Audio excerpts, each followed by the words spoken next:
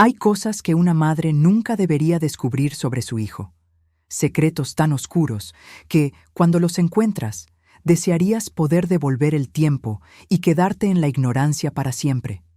Pero no hay marcha atrás cuando abres esa carpeta, cuando lees tu propio nombre en la pantalla y comprendes que todo lo que creías saber sobre tu vida era una mentira. Yo abrí esa carpeta y mi mundo se desmoronó en cuestión de segundos.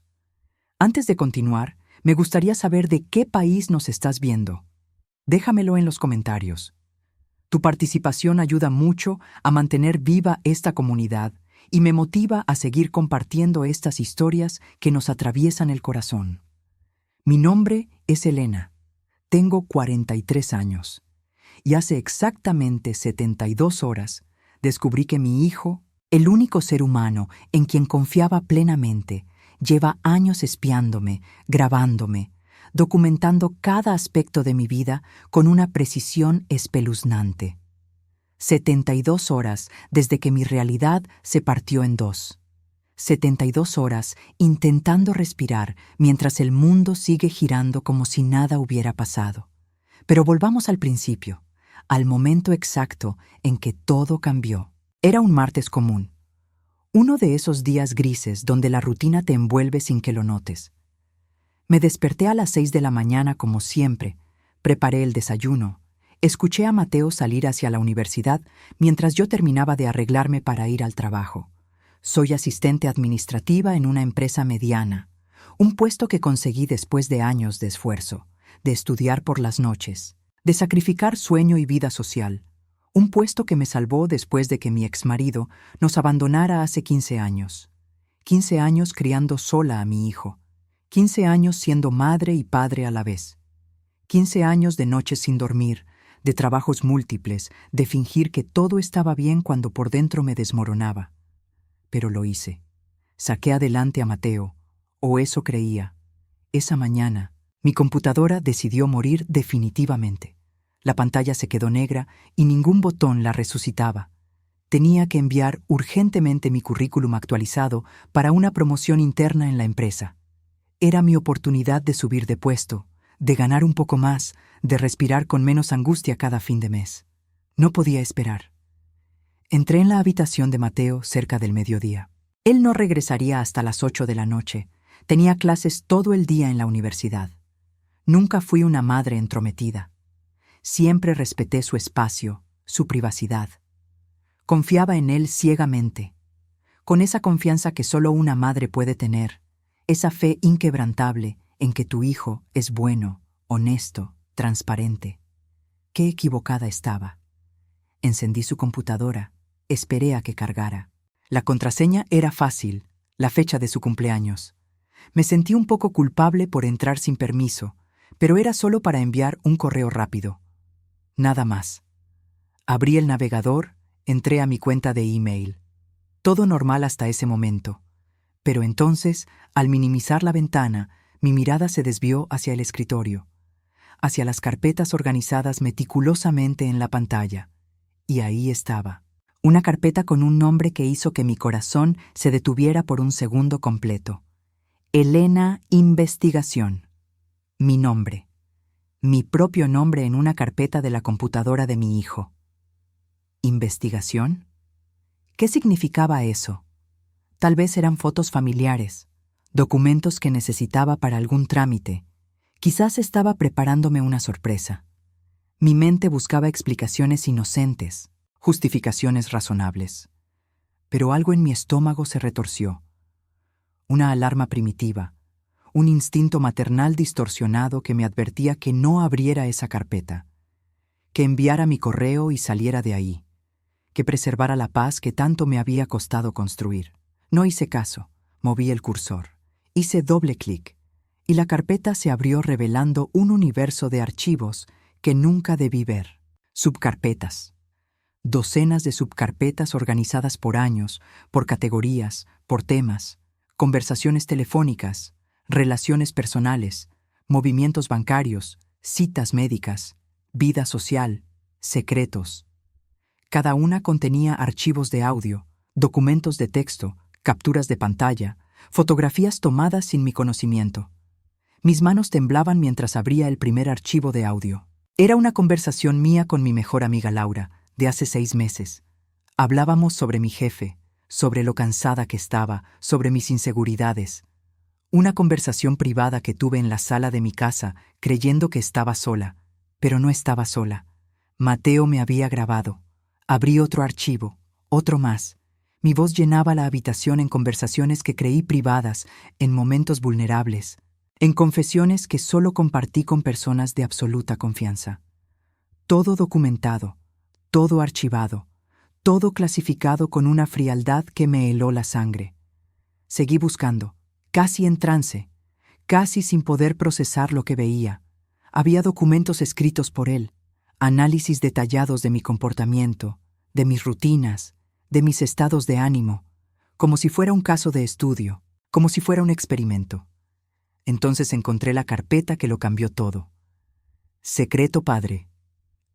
La abrí con manos temblorosas, y lo que leí ahí me robó el aire de los pulmones.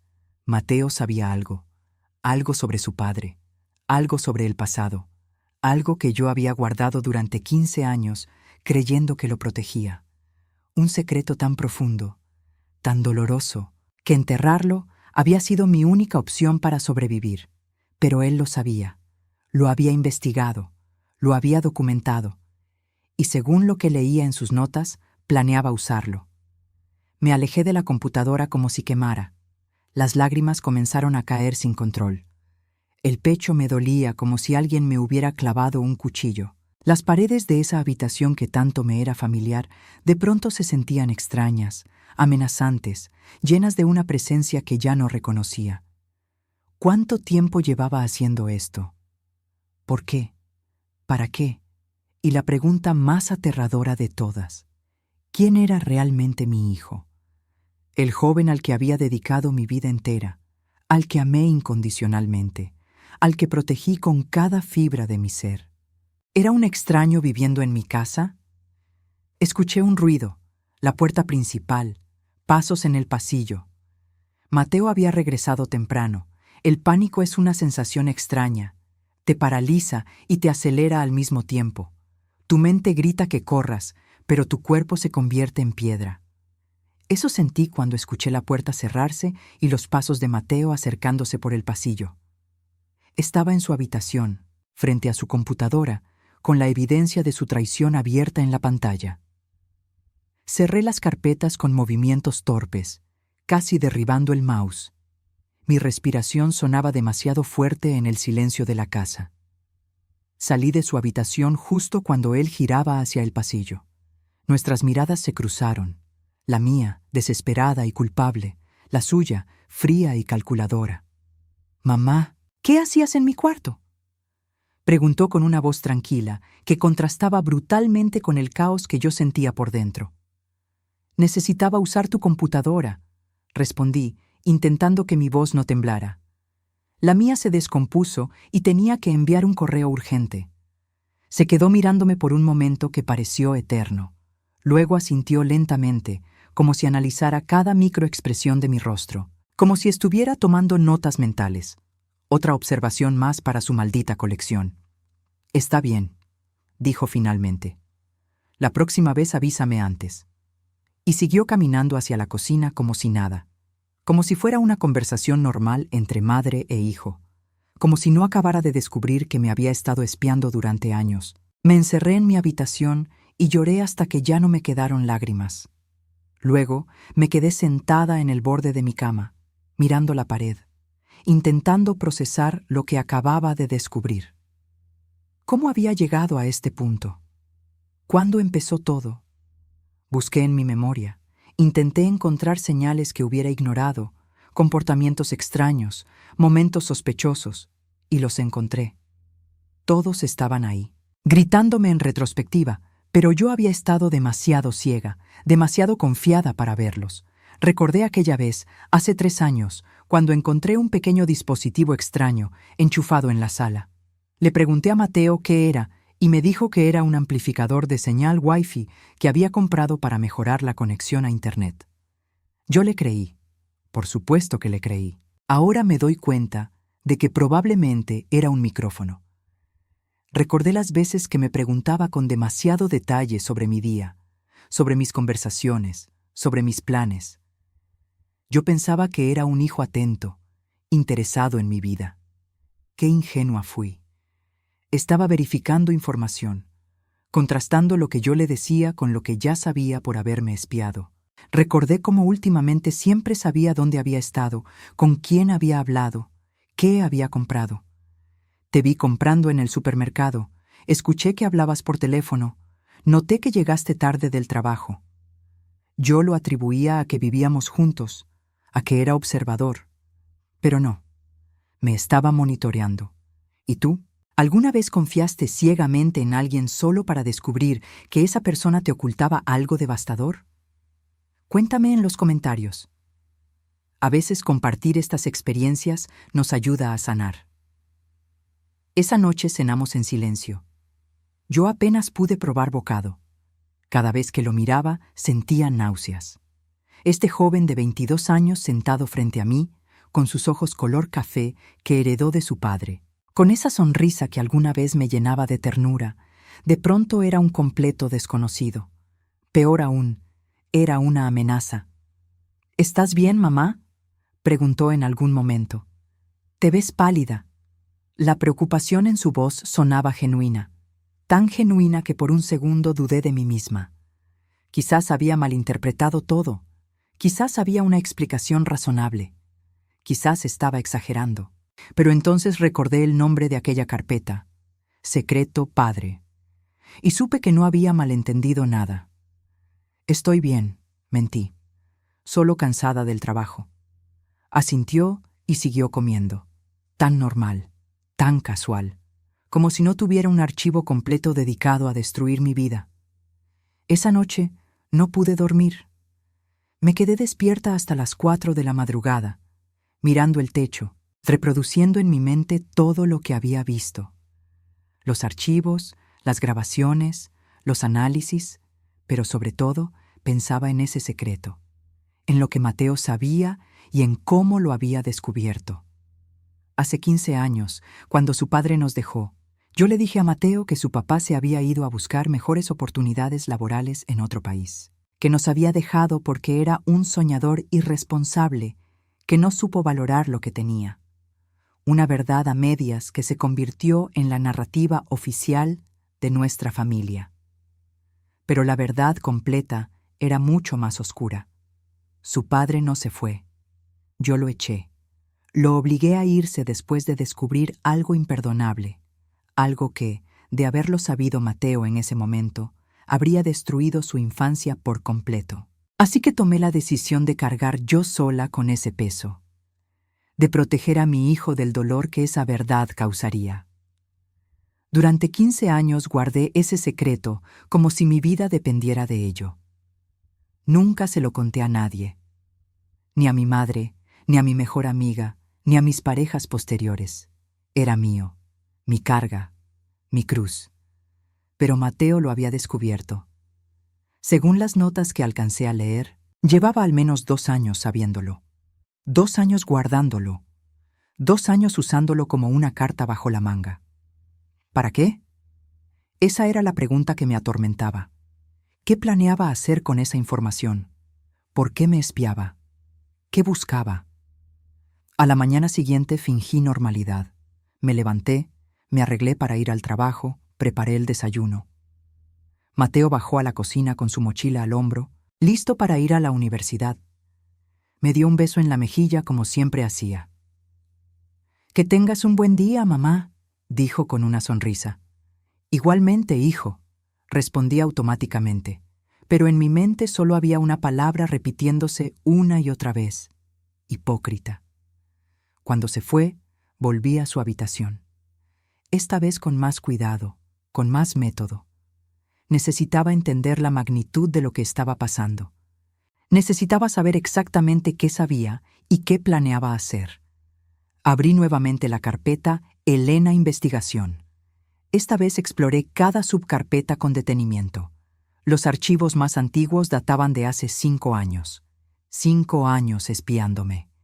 Desde que tenía 17 años había comenzado esta obsesión enfermiza. ¿Por qué? ¿Qué había detonado esto? Entonces encontré un documento, un archivo de texto titulado Razones. Lo abrí y comencé a leer. Eran las palabras de Mateo, escritas como si fuera un diario personal. Mamá siempre ha controlado la narrativa de nuestra familia. Ella decide qué es verdad y qué es mentira. Ella decide qué debo saber y qué debo ignorar. Pero yo no soy un niño. Merezco conocer mi propia historia. Merezco saber por qué mi padre realmente se fue. Merezco saber los secretos que ella guarda tan celosamente. Las lágrimas comenzaron a caer mientras leía. No de tristeza, sino de rabia. ¿Cómo se atrevía? ¿Cómo se atrevía a cuestionar mis decisiones cuando todo lo que había hecho había sido por protegerlo? Seguí leyendo. He descubierto cosas sobre mi padre que ella nunca quiso que supiera, cosas que cambian todo.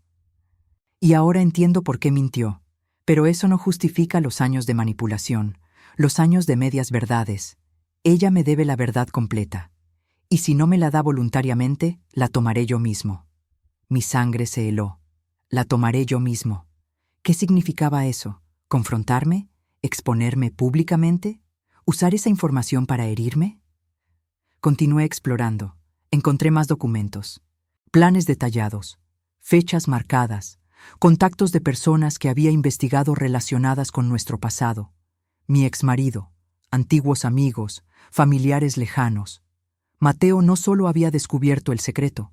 Había construido todo un caso. Como un detective, como un fiscal preparándose para un juicio. Y yo era la acusada. El reloj marcaba las 11 de la mañana. Tenía que ir a trabajar, pero ¿cómo podía concentrarme?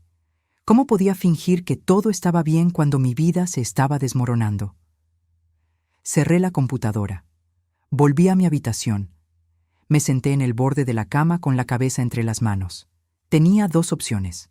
Confrontarlo directamente, exigirle explicaciones, pelear por la verdad, o esperar, observar, descubrir exactamente qué planeaba antes de hacer mi movimiento. La madre que había sido hasta hace 2 días habría elegido la primera opción, la comunicación directa, la honestidad brutal, el amor incondicional. Pero esa madre había muerto frente a una pantalla de computadora. La mujer que quedaba en su lugar sabía que en esta guerra silenciosa el conocimiento era poder.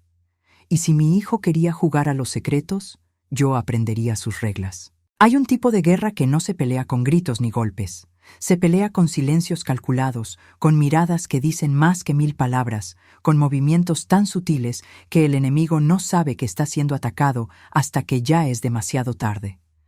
Esa fue la guerra en la que me vi envuelta con mi propio hijo.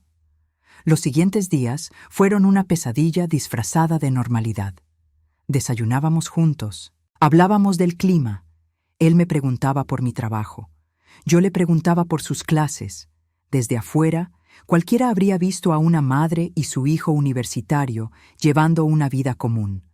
Pero bajo esa superficie, algo oscuro y denso crecía entre nosotros. Yo había tomado una decisión. No lo confrontaría todavía. Primero necesitaba entender completamente la situación. Necesitaba saber exactamente qué sabía, con quién había hablado, qué evidencias tenía. Necesitaba estar preparada para cuando llegara el momento inevitable de la confrontación. Así que comencé mi propia investigación. Cada vez que Mateo salía de casa, yo entraba a su habitación.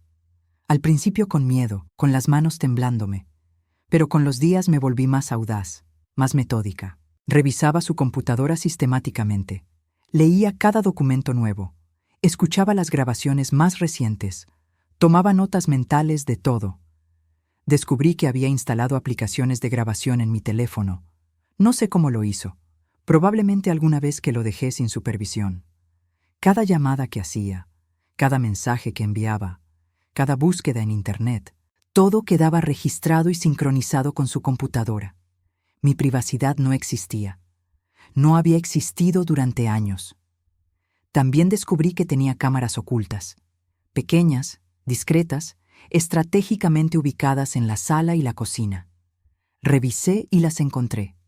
Una dentro de un reloj decorativo en la sala, otra camuflada en un enchufe múltiple en la cocina. Me grababa constantemente. Cada conversación telefónica, cada momento de vulnerabilidad, cada lágrima que derramé creyéndome sola. Todo documentado, todo archivado, todo analizado. La rabia que sentí fue indescriptible. Quise arrancar esas cámaras, destruir su computadora, gritarle hasta quedarme sin voz. Pero no lo hice, porque gritar habría significado perder. Y yo no podía perder en esto. En lugar de eso, aprendí a actuar. Cuando estaba en casa, me convertí en una actriz consumada. Sonreía cuando sentía ganas de llorar. Hablaba con naturalidad cuando cada palabra me costaba un esfuerzo sobrehumano. Fingía que todo estaba bien mientras por dentro me desmoronaba pieza por pieza. Pero también comencé a planear. Si Mateo tenía secretos míos, yo necesitaba entender qué lo motivaba realmente. Necesitaba descubrir el punto débil en su armadura perfecta. Una noche, mientras cenábamos, decidí probar las aguas. Mateo, ¿alguna vez has pensado en conocer a tu padre? Pregunté con tono casual, cortando un trozo de pollo. Se quedó paralizado por una fracción de segundo, tan breve que alguien que no lo estuviera observando con lupa no lo habría notado. Pero yo sí. ¿Por qué lo preguntas?, respondió, recuperando la compostura. No sé, solo pensaba que tal vez después de tantos años podría ser bueno para ti tener algún tipo de cierre, saber cómo está, qué hace. Me miró fijamente. Sus ojos café, tan parecidos a los de su padre, me escrutaban buscando algún indicio de mis verdaderas intenciones. Ya no me interesa, dijo finalmente. Es parte del pasado, mentiroso. Claro que le interesaba. Tenía una carpeta entera dedicada a investigar a su padre. Pero si quería jugar a las mentiras, yo podía seguirle el juego. Tienes razón, dije con una sonrisa. El pasado debe quedarse en el pasado. Esa noche, cuando estaba seguro de que yo dormía, lo escuché moverse en su habitación. Pasos suaves, el clic de su puerta al cerrarse, el sonido apagado de su voz hablando por teléfono. Me levanté sin hacer ruido y me acerqué a su puerta. No pude escuchar toda la conversación, pero capté fragmentos. Sí, ella preguntó sobre él. No, todavía no le he dicho nada. Pronto, muy pronto. Mi corazón latía tan fuerte que temí que pudiera escucharlo a través de la puerta. ¿Con quién hablaba? ¿Qué planeaba decirme? ¿Y cuándo era ese muy pronto? Volví a mi cama antes de que terminara la llamada. Me quedé despierta el resto de la noche, mirando el techo, sintiendo cómo las paredes de mi propia casa se cerraban sobre mí. Al día siguiente decidí dar un paso más arriesgado. Llamé a mi mejor amiga Laura y le pedí que nos viéramos para tomar café. Necesitaba hablar con alguien, pero no podía hacerlo desde casa. No con las cámaras, no con los micrófonos, no bajo la mirada vigilante de mi hijo. Nos encontramos en una cafetería del centro, lejos de mi barrio. Laura notó inmediatamente que algo andaba mal. «Elena, te ves terrible. ¿Qué está pasando?», preguntó con genuina preocupación. No sabía por dónde empezar. ¿Cómo le explicas a alguien que tu hijo, el ser que criaste con amor y sacrificio, te ha estado espiando sistemáticamente? ¿Cómo transmites la sensación de traición que te carcome por dentro? Es Mateo, dije finalmente, con voz apenas audible. Descubrí que me ha estado vigilando, grabándome, investigándome. Laura abrió los ojos de par en par, incrédula. ¿Qué? Elena, eso no tiene sentido. Mateo te adora. Siempre has sido un hijo ejemplar. Eso creía yo también, respondí, sintiendo cómo las lágrimas amenazaban con salir. Pero encontré pruebas, archivos, grabaciones. Ha estado haciendo esto durante años. Laura tomó mi mano sobre la mesa. ¿Por qué haría algo así? Creo que tiene que ver con su padre, con el secreto que guardé todos estos años. el secreto, ese fantasma que me había perseguido durante década y media, ese peso que cargué sola creyendo que era lo mejor para todos. Ahora ese secreto se había convertido en un arma apuntada directamente a mi corazón. Le conté a Laura todo. Sobre la carpeta, sobre las cámaras, sobre los planes de Mateo. Ella me escuchó en silencio, con una expresión que iba de la incredulidad al horror. «Tienes que confrontarlo», dijo cuando terminé. «Tienes que hablar con él directamente». «No puedo. Todavía no. Necesito saber exactamente qué planea antes de hacer cualquier movimiento». «Elena, esto no es saludable. Están viviendo en la misma casa fingiendo que todo está bien mientras él te espía y tú lo espías a él. Esto va a explotar». Tenía razón. Por supuesto que tenía razón. Pero el miedo era más fuerte que la razón. El miedo a perderlo definitivamente.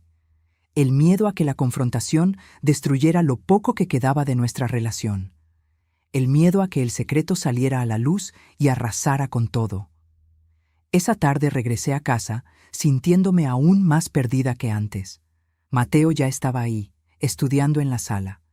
Me saludó con su sonrisa habitual. «Hola, mamá. ¿Cómo estuvo tu día?» «Bien», mentí. «¿Y el tuyo?» «Productivo», respondió, sin levantar la vista de sus libros. Productivo. Me pregunté qué significaba esa palabra para él. ¿Cuántas horas había dedicado ese día a espiarme? ¿Cuántos archivos nuevos había creado?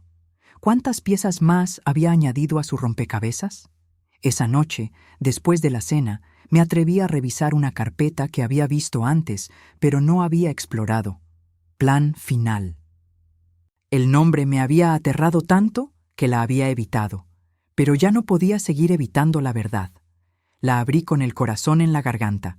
Contenía un solo documento, un archivo de texto titulado El día de.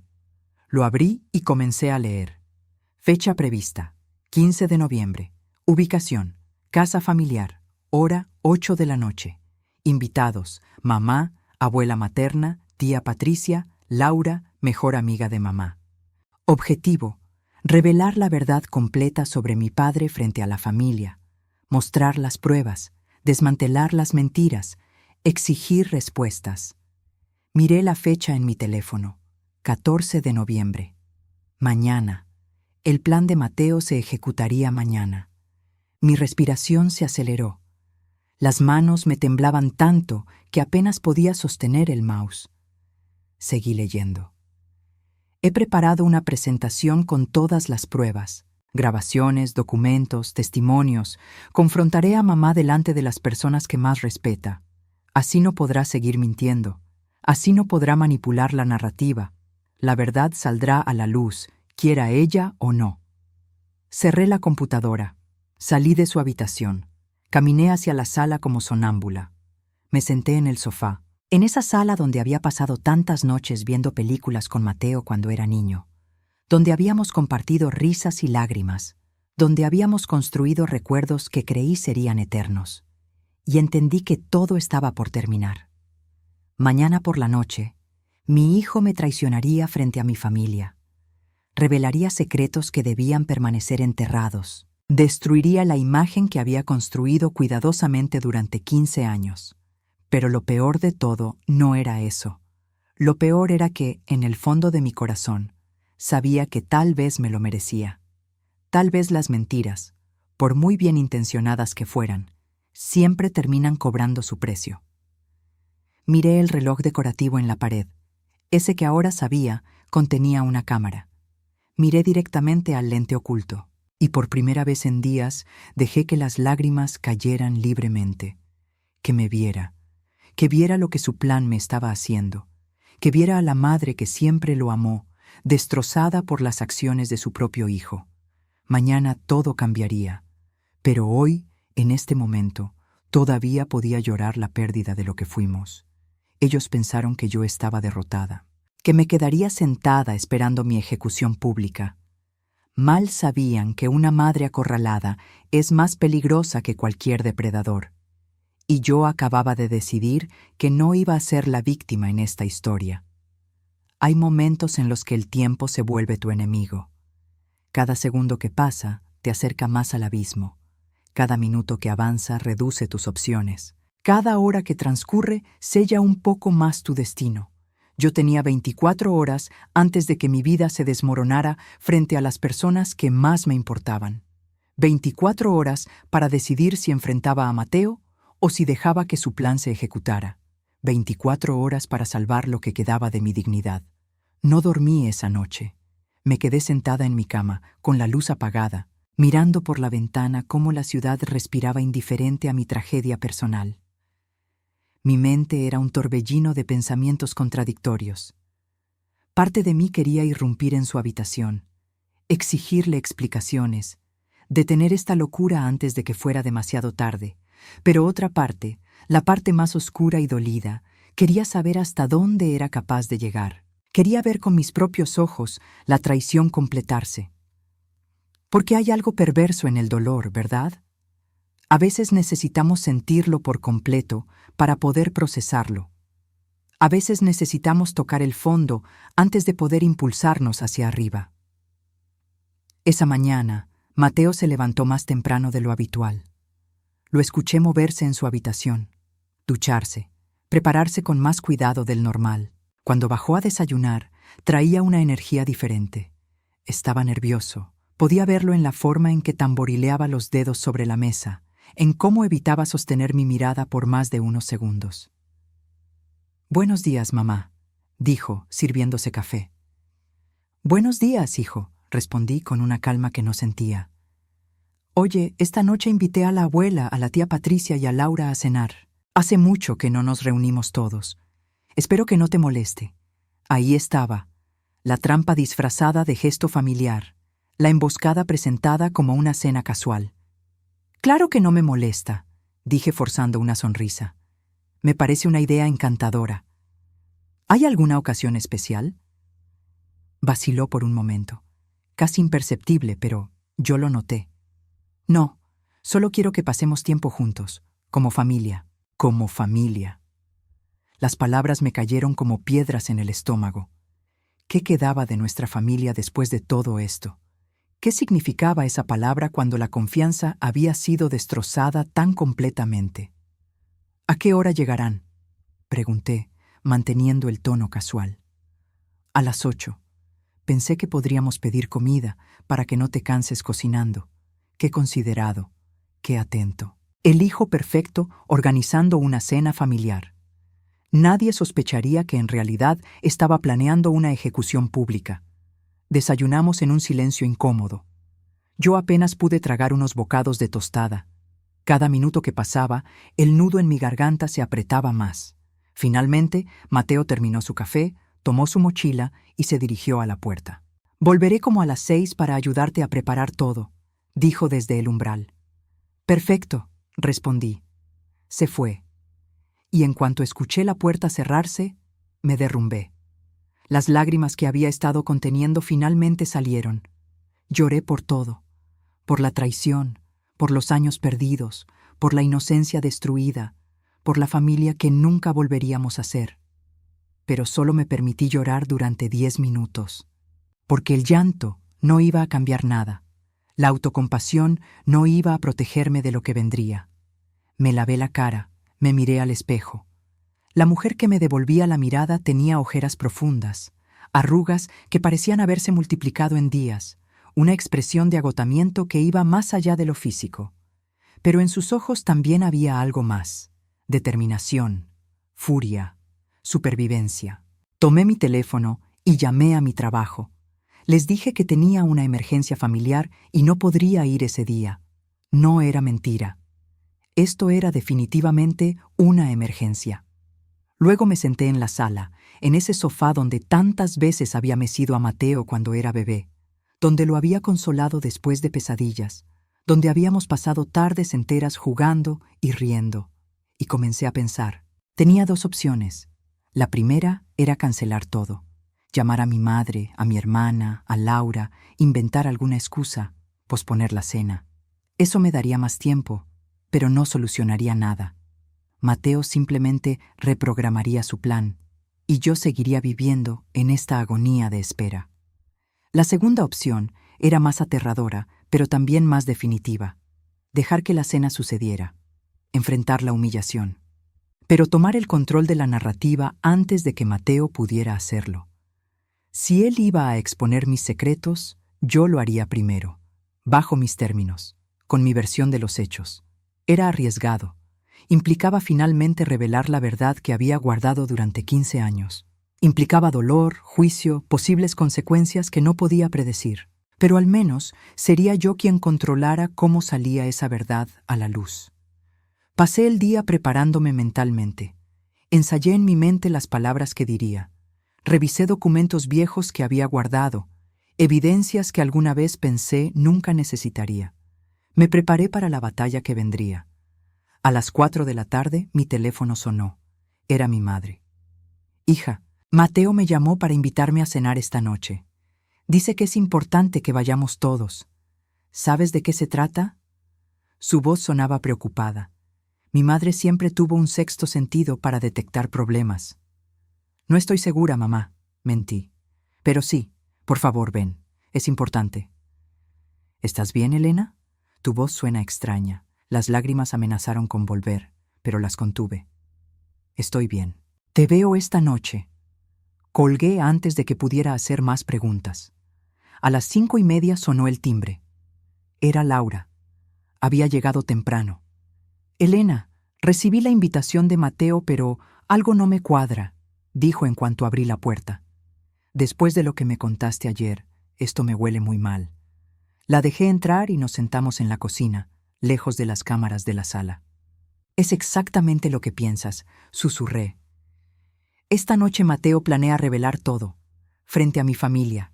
Tiene una presentación preparada con pruebas, grabaciones, documentos. Laura palideció.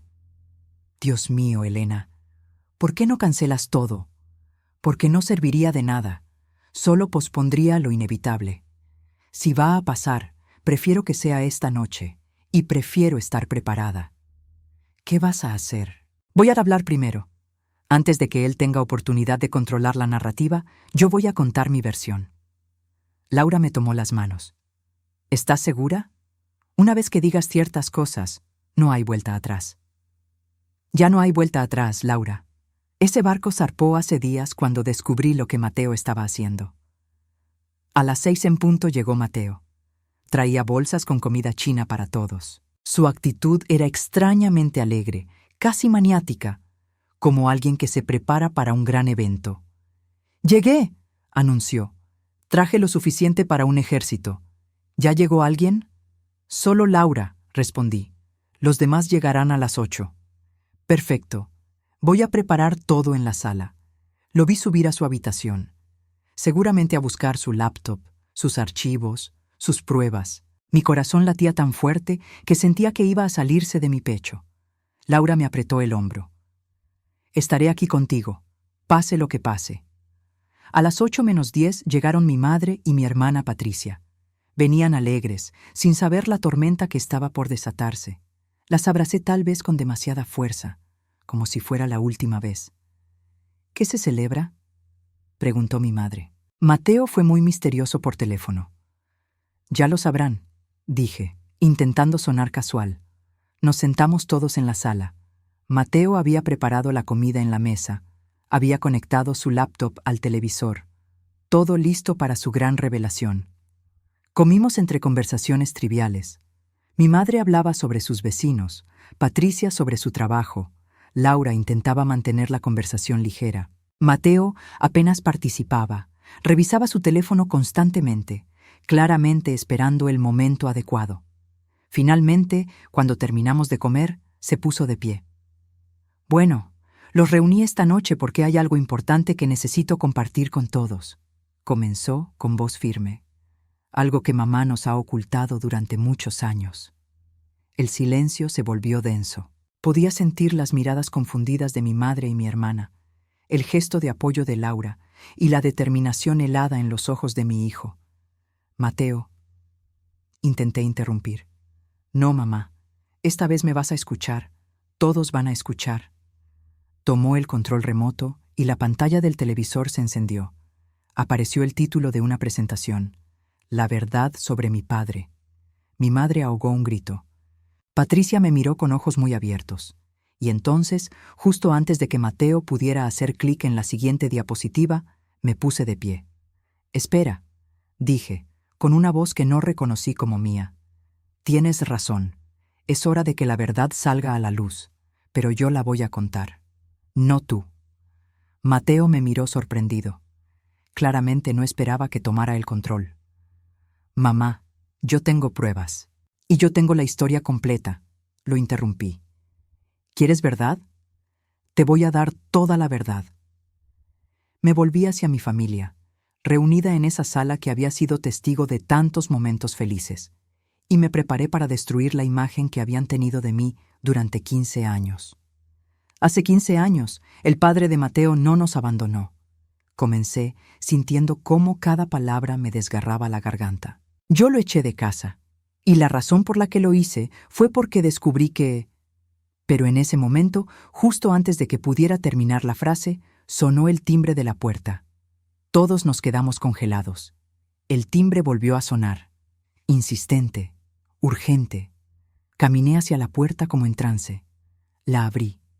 Y ahí, parado en el umbral después de 15 años de ausencia, estaba el padre de Mateo. Hay personas que se convierten en fantasmas sin morir. Personas que desaparecen de tu vida, pero siguen habitando cada rincón de tu memoria, cada decisión que tomas, cada miedo que cargas. Durante 15 años, Ricardo había sido ese fantasma para mí, y ahora estaba parado frente a mi puerta, tan real y sólido como el día en que lo eché de mi vida. El tiempo había sido amable con él. Seguía teniendo ese cabello oscuro, aunque ahora con algunas canas en las sienes. Los mismos ojos cafés que había heredado Mateo. La misma postura, los mismos gestos, como si los 15 años no hubieran pasado. «Hola, Elena», dijo con una voz que no había olvidado, por más que lo había intentado. No pude responder. Las palabras se atascaron en mi garganta. Detrás de mí escuché movimiento, pasos rápidos. Y entonces la voz de Mateo, cargada de una emoción que nunca le había escuchado. «Papá». Me hice a un lado como autómata y observé cómo mi hijo caminaba hacia su padre. Se quedaron mirándose por un momento que pareció eterno. Y luego Mateo hizo algo que me partió el corazón. Lo abrazó. Lo abrazó como si fueran dos personas que se reencuentran después de un viaje largo pero esperado. No como un hijo que abraza al padre que lo abandonó cuando tenía 7 años. Y en ese momento entendí todo. «Tú lo contactaste», dije, mirando a Mateo. «Todo esto, toda tu investigación, era para encontrarlo». Mateo se separó de Ricardo y me miró. En sus ojos había desafío, pero también algo más. Justificación. Como si esperara que yo entendiera. «Tenía derecho a conocer a mi padre», dijo. «Tenía derecho a escuchar su versión de la historia». ¿Su versión? La rabia comenzó a hervir en mi pecho.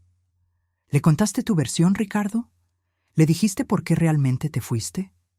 Ricardo entró a la casa.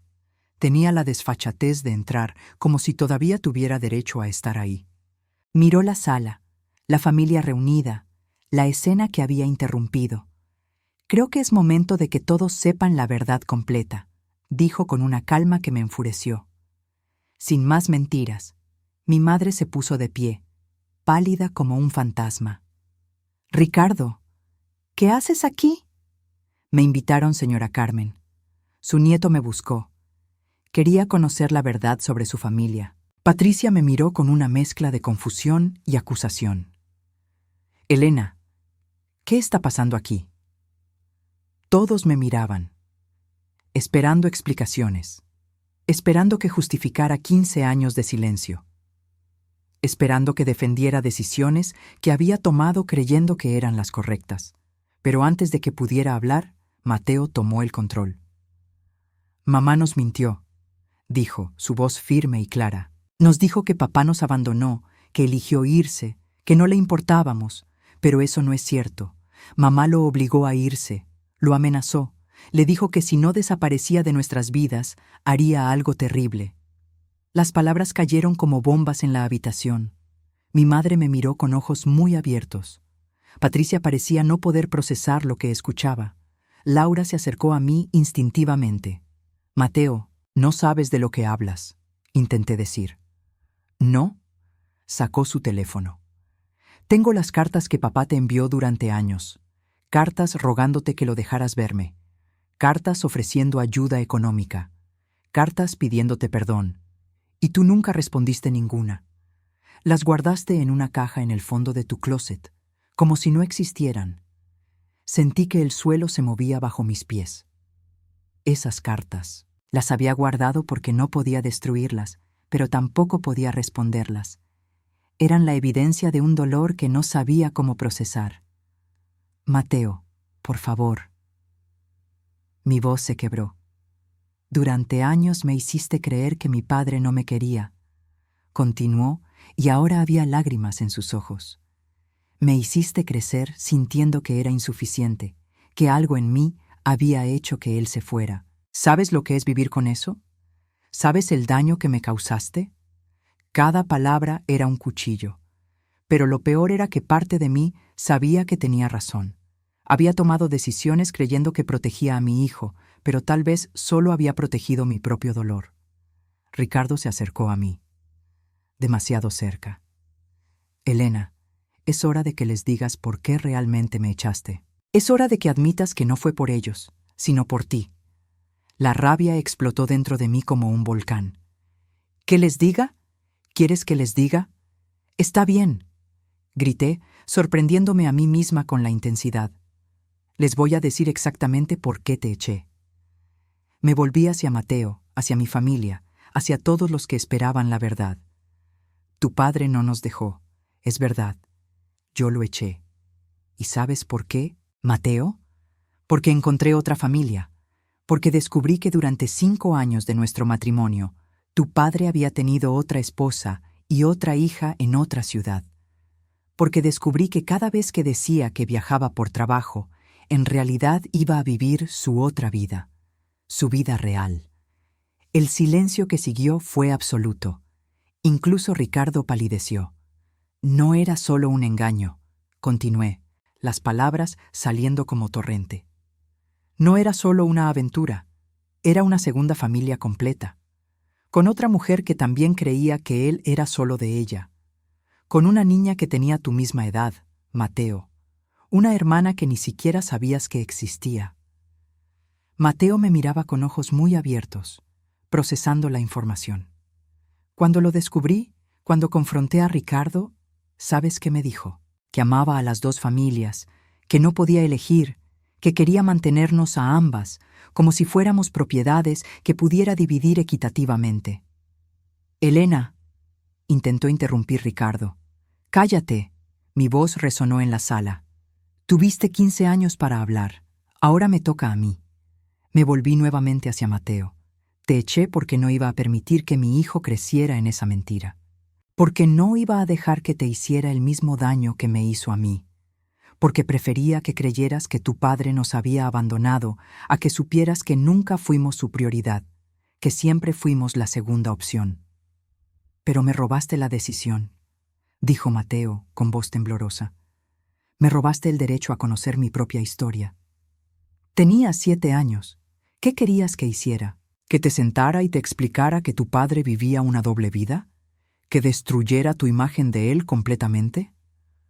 «Preferí crecer creyendo que algo en mí no era suficiente», respondió con amargura. «Preferí vivir con ese vacío durante 15 años». Ricardo dio un paso adelante. «Elena, yo cambié. Terminé con todo eso. Hace 13 años que vivo solo, que intenté enmendar mis errores. Por eso le escribía a Mateo, por eso intentaba comunicarme. Quería una segunda oportunidad». «¿13 años?» Lo miré con incredulidad. «¿Y los otros 2 qué? ¿Seguiste con tu doble vida 2 años más después de que te eché?» Su silencio fue toda la respuesta que necesitaba. Mi madre finalmente habló, con voz débil. «Elena, ¿por qué nunca nos dijiste? Yo habría entendido, te habría apoyado». «Porque me daba vergüenza, mamá», admití, sintiendo cómo las lágrimas finalmente caían. Vergüenza de haber sido tan ciega, de no haber visto las señales, de haber dedicado años de mi vida a un hombre que nunca fue completamente mío. Patricia se acercó y me abrazó. Después de todo, a pesar de todo, era mi hermana. Pero Mateo seguía mirándome con esos ojos llenos de dolor y resentimiento. Aún así no justifica lo que hiciste, dijo. No justifica que me espiaras, que me grabaras, que violaras mi privacidad durante años, intentando controlarme. Las palabras me confundieron. ¿Qué? Mateo, yo no. Y entonces vi su expresión cambiar. Vi cómo entendía. Sabías, dijo lentamente. Sabías sobre los archivos, sobre las grabaciones. ¿Desde cuándo? Desde hace 5 días, admití. Cuando usé tu computadora y encontré la carpeta con mi nombre. Mateo se llevó las manos a la cabeza. Entonces, todos estos días. ¿Estuviste fingiendo? ¿Actuando como si no supieras? Como tú has actuado durante años, respondí. Como ambos hemos estado actuando. Ricardo nos miraba a ambos con expresión confundida. ¿De qué están hablando? Tu hijo me ha estado espiando sistemáticamente durante 5 años, le dije sin apartar la mirada de Mateo. Grabaciones, seguimientos, cámaras ocultas, todo para investigarme, todo para llegar a ti. Mateo. Ricardo lo miró. ¿Es eso cierto? Necesitaba saber la verdad, se defendió Mateo. Necesitaba pruebas, necesitaba entender qué había pasado realmente. ¿Y valió la pena? Pregunté con voz rota. ¿Valió la pena destruir lo que teníamos? ¿Valió la pena traicionarme de esa forma? Tú me traicionaste primero, respondió, con tus mentiras, con tus medias verdades, con tu necesidad de controlar la narrativa de mi propia vida. Y ahí estaba, la herida abierta entre nosotros, sangrando frente a todos. Laura finalmente habló. Esto es demasiado. Todos necesitan tomar aire, procesar. Esto no se va a resolver esta noche. Pero yo sabía que tenía razón Mateo, y eso era lo que más dolía. Ricardo se acercó a su hijo. Mateo, sé que tenemos mucho de qué hablar, pero tal vez deberíamos hacerlo en privado. Los 3. Cuando las emociones no estén tan... No, lo interrumpí. No va a haber ningún los 3. Si Mateo quiere tener una relación contigo, es su decisión. Pero yo no voy a participar en eso. No después de 15 años, no después de todo. Mamá, comenzó Mateo. ¿Sabes qué es lo más triste de todo esto? Lo interrumpí. Que hiciste exactamente lo que temía. Te convertiste en él. Mentiste, manipulaste, ocultaste cosas. Toda tu cruzada por la verdad se construyó sobre mentiras. Las palabras lo golpearon. Pude verlo en su rostro. No soy como él, dijo débilmente. ¿No? Él vivía una doble vida. Tú también. Él nos engañaba constantemente. Tú también. La única diferencia es que tú lo justificas llamándolo investigación. El silencio volvió a caer. Pesado, opresivo. Finalmente tomé mi bolso. Me voy, anuncié. Necesito espacio. Necesito no estar aquí. Elena, espera. Mi madre intentó detenerme. Mamá, por favor, necesito salir. Caminé hacia la puerta, pero antes de salir me volví una última vez hacia Mateo. Conseguiste lo que querías. Encontraste a tu padre. Descubriste la verdad. Destruiste las mentiras. Espero que valiera la pena. Espero que llene el vacío que crees que yo creé. Y salí de mi propia casa, dejando atrás 15 años de secretos, de dolor, de decisiones cuestionables. Pero también dejando atrás al hijo que había criado sola. Y preguntándome si alguna vez podría recuperarlo. La noche estaba fría cuando salí de mi casa, o tal vez era yo la que estaba congelada por dentro. Caminé sin rumbo por las calles de mi barrio, ese vecindario que había sido mi refugio durante 15 años. Ahora esas calles familiares se sentían extrañas, como si ya no perteneciera a ningún lugar. Mi teléfono vibró incesantemente en mi bolso. Llamadas de mi madre, de Patricia, mensajes de Laura. Los ignoré todos. No tenía palabras para nadie. Solo quería caminar hasta que el dolor físico opacara el emocional. Terminé en un pequeño parque a unas cuadras de casa. Me senté en una banca bajo un árbol que había visto crecer durante todos estos años. Recordé las veces que había traído aquí a Mateo cuando era niño, cómo corría entre los columpios, cómo reía sin preocupaciones. ¿En qué momento todo se había torcido tanto? Lloré. Lloré como no lo había hecho en años. Lloré por el hijo que había perdido, por la confianza destruida, por los años que nunca recuperaría. Pero sobre todo, lloré porque en el fondo sabía que Mateo tenía razón. Le había robado parte de su historia. No sé cuánto tiempo pasé ahí. El frío eventualmente me obligó a moverme. Saqué mi teléfono. 27 llamadas perdidas, 15 mensajes, pero ninguno de Mateo. Ese silencio dolía más que cualquier confrontación. Finalmente abrí los mensajes de Laura. Elena, por favor dime que estás bien. Mateo y Ricardo se fueron juntos. Tu mamá y Patricia están muy preocupadas, le escribí. Estoy bien. Solo necesito tiempo. Su respuesta fue inmediata. ¿Dónde estás? En el parque cerca de casa. Voy para allá. Laura llegó 15 minutos después. Se sentó a mi lado en la banca sin decir nada. Me pasó un café que había comprado en el camino. Tu madre quiere saber si vas a volver esta noche, dijo finalmente. No lo sé. No sé si puedo volver a esa casa y actuar como si nada hubiera pasado. Nadie espera que actúes como si nada hubiera pasado. Pero Mateo tiene razón, dije. Le mentí, durante años, y no solo sobre su padre. Le pinté un cuadro donde yo era la mártir y su padre el villano. Y no era tan simple. Elena, tenías 21 años cuando descubriste todo eso. Eras joven, estabas herida, tenías un niño pequeño que proteger. Hiciste lo mejor que pudiste. Pero lo que hizo, espiarte durante años, instalar cámaras, grabar tus conversaciones, eso no está bien, Elena. No importa cuán justificado se sintiera. Aprendió de los mejores. Su padre mentía y manipulaba. Yo mentía y controlaba. ¿Qué otra cosa podía salir de esa combinación? Nos quedamos en silencio. El parque estaba vacío a esa hora. ¿Sabes qué es lo que más me duele? Que todo este tiempo que estuve orgullosa de él, nada era real. Era una actuación. Cada pregunta sobre mi día, cada gesto de cariño, cada abrazo, todo tenía un propósito oculto. Mi teléfono vibró. Esta vez era un mensaje de Mateo. Necesitamos hablar, mañana, solo tú y yo. Lo leí en voz alta para Laura. ¿Vas a ir?, preguntó. No lo sé. Dile la verdad, que necesitas tiempo. Escribí exactamente eso. Su respuesta llegó minutos después. Entiendo. Voy a quedarme en casa de papá unos días, para darte espacio. Casa de papá, como si 15 años de ausencia pudieran borrarse con un reencuentro.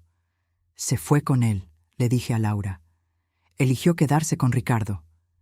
Eso no significa que te haya elegido a él sobre ti. Finalmente me convenció de volver a casa. El apartamento estaba exactamente como lo había dejado. Los platos de la cena seguían en la mesa. Limpié todo mecánicamente. Traté de borrar físicamente las huellas de la peor noche de mi vida. Pero cuando entré a la habitación de Mateo, me derrumbé. Su cama estaba hecha, su escritorio ordenado, todo tan perfectamente normal. Abrí el cajón de su mesita de noche sin pensar. Y ahí, entre cables y papeles, encontré algo que me hizo detenerme. Era una fotografía mía, una vieja, tomada cuando Mateo tenía tal vez 5 años. Yo lo tenía en brazos, ambos sonriendo a la cámara. Le había escrito algo en el reverso con su letra infantil. Mi mamá es la mejor del mundo. Las lágrimas cayeron sobre la fotografía. La guardaba. Después de todo, después de años planeando su confrontación, guardaba esta fotografía en su mesita de noche. Tal vez Laura tenía razón. Tal vez no todo era actuación. Salí de su habitación y me encerré en la mía. No dormí esa noche, reproduciendo mentalmente cada momento de los últimos 15 años, buscando el punto exacto donde todo comenzó a torcerse. Al amanecer, tomé una decisión. Llamé a mi trabajo y pedí 2 semanas de vacaciones. Luego llamé a mi madre. Mamá, necesito irme unos días. A la casa de la playa de la tía Marta. Necesito espacio para pensar. ¿Quieres que te acompañe? No, necesito estar sola. Necesito encontrarme a mí misma otra vez. Está bien, pero llámame todos los días. Hice una maleta pequeña. Escribí una nota para Mateo y la dejé en la mesa de la cocina.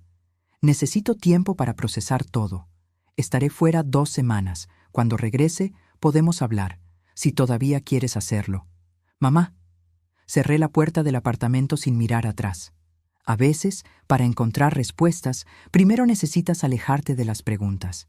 Necesitas silencio para escuchar tu propia voz bajo todo el ruido. Y yo había vivido tanto tiempo en el ruido que ya no reconocía mi propia voz.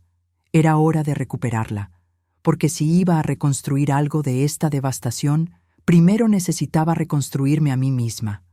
Hay algo sanador en el sonido del océano. La forma en que las olas rompen contra la orilla, constantes e implacables, te recuerda que el mundo sigue girando sin importar cuánto dolor cargues. Durante 2 semanas, ese sonido fue mi terapia, mi compañía, mi manera de volver a respirar. La casa de la tía Marta estaba en un pueblo costero pequeño, a 3 horas de la ciudad. Pasé los primeros días haciendo absolutamente nada. Dormía cuando tenía sueño, comía cuando tenía hambre, lloraba cuando necesitaba llorar. No había horarios, no había obligaciones, no había nadie a quien fingirle que estaba bien. Gradualmente comencé a escribir. Saqué mi viejo diario y escribí todo. Cada pensamiento, cada emoción, cada recuerdo que había estado reprimiendo durante 15 años. Escribí sobre Ricardo, sobre el día que descubrí su traición. Escribí sobre Mateo, sobre el niño que crié sola, sobre los sacrificios que hice, sobre el amor incondicional que le di, pero también sobre mis errores. Al 5.º día llamé a mi madre. «¿Cómo estás, hija?», preguntó con voz preocupada. «Mejor, un poco más clara. ¿Cómo está todo por allá?». «Mateo ha estado llamando. Pregunta por ti. Quiere saber cuándo vas a volver. Elena, creo que está arrepentido». «¿Y Ricardo?». Patricia me contó que Mateo se peleó con él hace unos días. «Al parecer tu hijo descubrió algunas cosas que no le gustaron». Mateo regresó al apartamento. Está viviendo ahí de nuevo. Sentimientos encontrados me inundaron. Alivio de que hubiera vuelto a casa. Miedo de lo que esa conversación pendiente traería. Los días siguientes continué escribiendo, pero ahora con un propósito diferente. Comencé a redactar una carta para Mateo. Una carta honesta sobre quién era yo realmente, sobre mis miedos, sobre mis errores, sobre las razones detrás de cada decisión que tomé. Le conté cosas que nunca le había dicho. Sobre cómo me sentí cuando descubrí que estaba embarazada. Sobre las señales que ignoré durante mi matrimonio. Sobre los años de soledad después de echar a su padre. Y finalmente, sobre mis errores. Sobre cómo había confundido protección con control. «No espero que me perdones inmediatamente», escribí. «Solo espero que entiendas que cada decisión, por equivocada que fuera, nació del amor más genuino que he sentido en mi vida. Eres mi hijo. Fuiste, eres y siempre serás lo más importante de mi existencia». El día 13, Laura me llamó. «Elena, Mateo vino a verme ayer. Está destruido». Me dijo que cuando confrontó a Ricardo con más preguntas, descubrió que su padre había vuelto a mentir, que no había cambiado tanto como decía. Creo que finalmente entendió por qué hiciste lo que hiciste. Esa noche tomé la decisión de volver, no porque tuviera todas las respuestas, sino porque huir nunca fue la solución. Regresé a la ciudad al día 14. Cuando estacioné frente a nuestro edificio y vi a Mateo esperando en la entrada, todas las palabras preparadas desaparecieron. Estaba más delgado. Tenía ojeras. Se veía cansado y pequeño. Salí del coche.